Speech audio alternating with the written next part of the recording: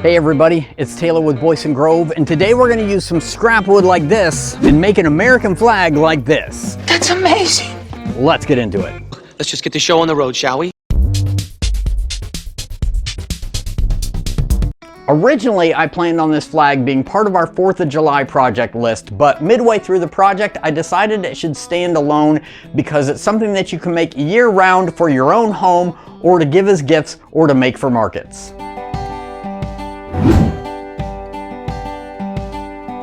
I'm using what's left of an old trash haul from Home Depot, and if you'll notice, some of this wood is naturally quite a bit darker, so I decided to alternate the dark and light wood for the stripes of the flag. I ripped all the strips down to 1/2 inch thick. Then I ripped the darker or red strips down to 1 inch wide and the lighter or white strips down to 3/4 inch wide. My idea was to have the stripes staggered in depth. You'll see what I mean in a minute. Now, if you want the dimensions of your flag to be perfectly accurate, there are a bunch of flag calculators available online. You simply put in the size of the flag that you want, and it will give you the dimensions of the union, the stars, the stripes, everything. I'll leave a link to the flag calculator that I used in the description below. I cut all the strips of wood to the rough length of the flag. Then after sorting them into the order that I liked, I cut the top portion to create the spot for the canton or union of the flag.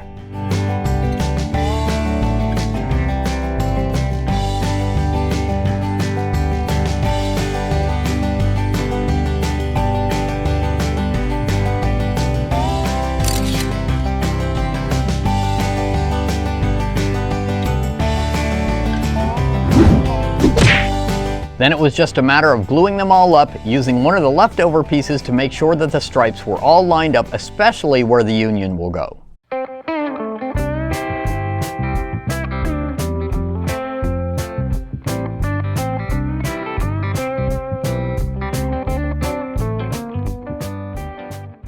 Now a word from our sponsor.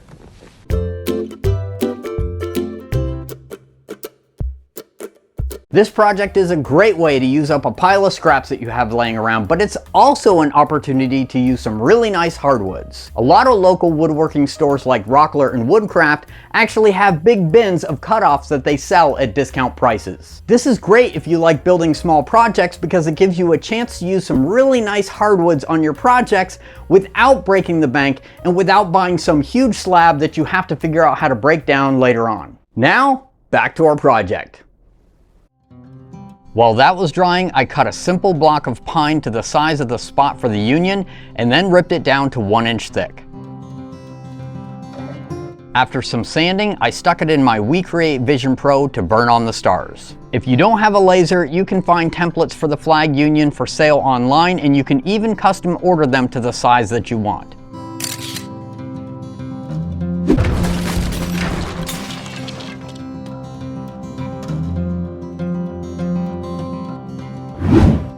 With the stripes dry, I trimmed the ends on the miter saw.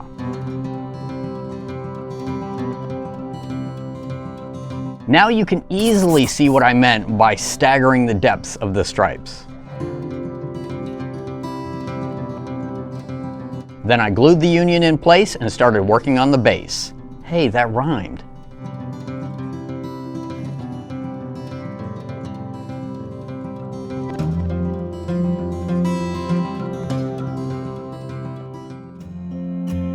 For the base, I just grabbed a piece of 1x material, cut it to length, and then ripped it down to 2.5 inches wide.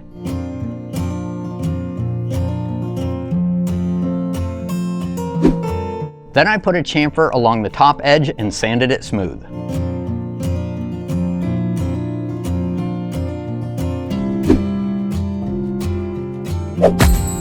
Once the flag was dry, I attached the base with glue and screws.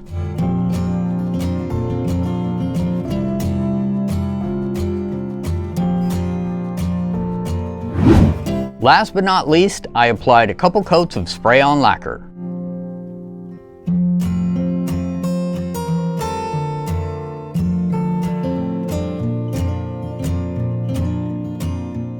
Alright, our scrap wood desktop American flag is finished. Now originally my plan was to stain half of the stripes, but then I came across this darker wood in the trash pile, so it just ended up being a happy accident.